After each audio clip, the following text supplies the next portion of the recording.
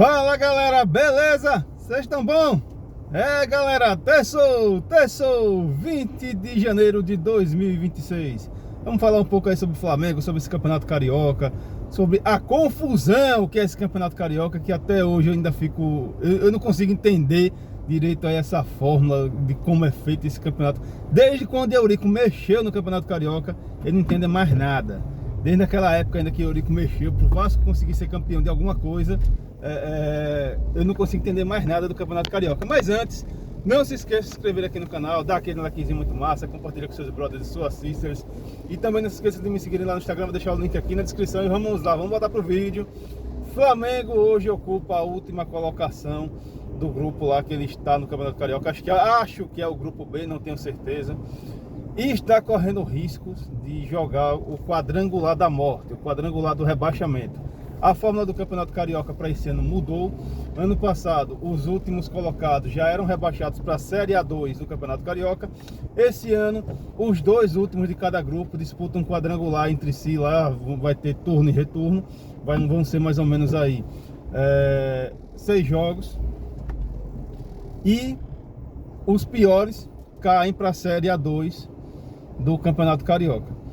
E o Flamengo está correndo sérios riscos de jogar esse quadrangular, porque os resultados não são muito favoráveis, já que o Flamengo tem um jogo a mais do que os adversários.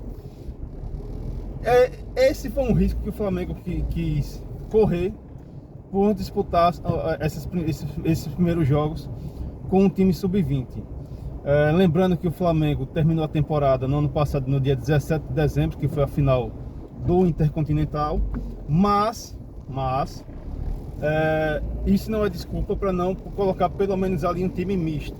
Dava para se colocar alguns jogadores que estavam no elenco principal, mas que estavam no banco. Dava para você mesclar ali um time de veteranos com o sub-20. Não precisava jogar só com o sub-20 para correr esses riscos.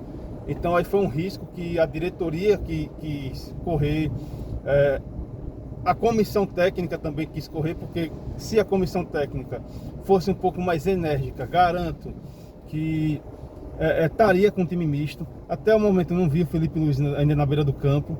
Então acho que o Flamengo cometeu um equívoco, porque é o atual campeão carioca, deveria defender o título, é o atual campeão brasileiro e também da Libertadores. Tem um elenco qualificado, mas quis repetir a fórmula do ano passado, em que mesmo com o time da base ainda conseguiu jogar bem e fazer alguns resultados. Só que ainda no ano passado tiveram 1 ou 2 jogadores ali veteranos.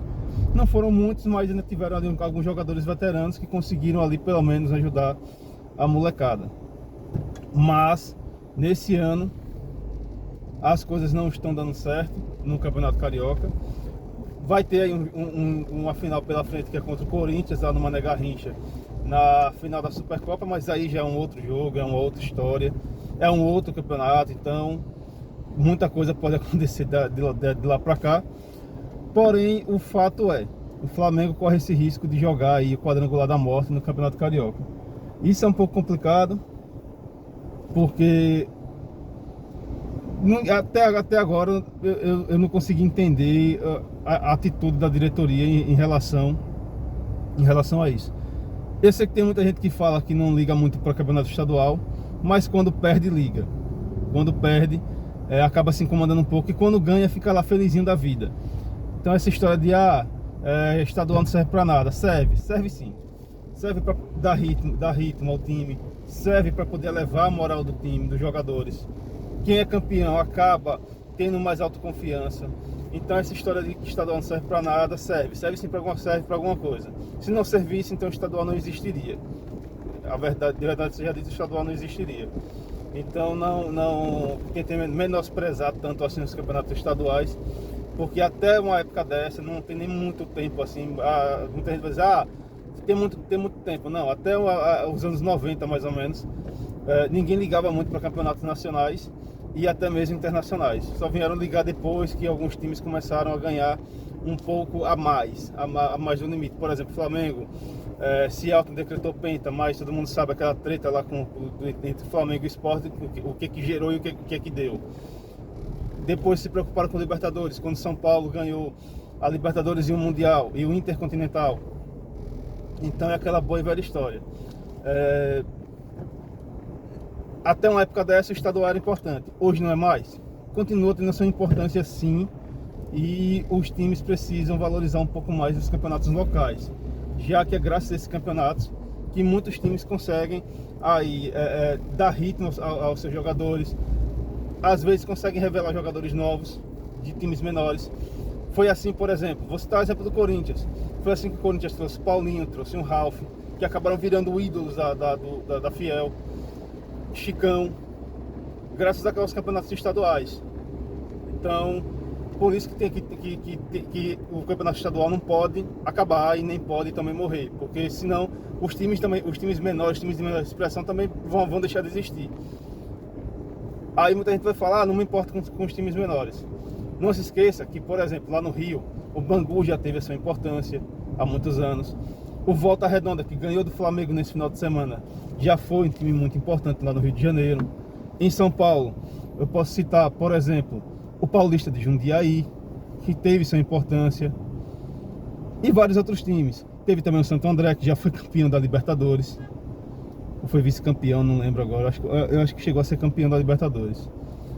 O São Caetano, que já foi vice-campeão da Libertadores, vice-campeão brasileiro na época da Copa João Avelange, que foi aquela confusão lá que fizeram, que aí foi aquela treta do Fluminense, que estava na Série C e subiu direto para a Série A. Então, acho que não é bem como muitos torcedores aí que se intitulam, não, só me preocupo com título grande. Não, pô, você tem que se preocupar com título. Tem que se preocupar com título, com time. Aí vai fazer que nem, se eu não me engano, foi em 2018, foi em 2019, naquele Campeonato Paulista que o Corinthians foi campeão em cima do Palmeiras no Allianz. Que o presidente do Palmeiras, eu acho que na época era o Gagliotti, foi menosprezar o Paulista chamando de Paulistinha. Graças àquele lance lá, aquele lance que o árbitro, que teve uma suposta interferência da arbitragem, uma suposta interferência externa favorável ao Corinthians, que foi um lance que o juiz marcou um pênalti, e depois o Bandeirinha, foi o árbitro do fundo do gol, não lembro agora, chamou o árbitro e falou que não houve o toque, e o pênalti foi desmarcado. Na era do VAR, obviamente, deveria realmente ser desmarcado, mas naquela época era um pouco mais complicado porque o juiz não tinha esse artifício do árbitro de vídeo. Mas aí foi lá e o Corinthians conseguiu bater o Palmeiras nos pênaltis dentro do Allianz. Então, e aí logo depois veio a frase do Gagliotti, do Paulistinha, se é Paulistinha, a gente só se preocupa com título grande. Tá bom, já que se preocupa com título grande, então ano passado, por que vocês ficaram chorando quando perderam o Campeonato Paulista? Por que esse ano o atual presidente do Palmeiras já decretou que não, nós vamos ganhar esse ano, vamos fazer o possível para ganhar? Já que o título não é tão importante, então abandone, deixe de lado, faça que nem o Flamengo, coloque o time do Sub-20, o Sub-17 para jogar, já que não é tão importante assim para vocês. E é isso, galera, espero que tenham gostado do vídeo e é nóis!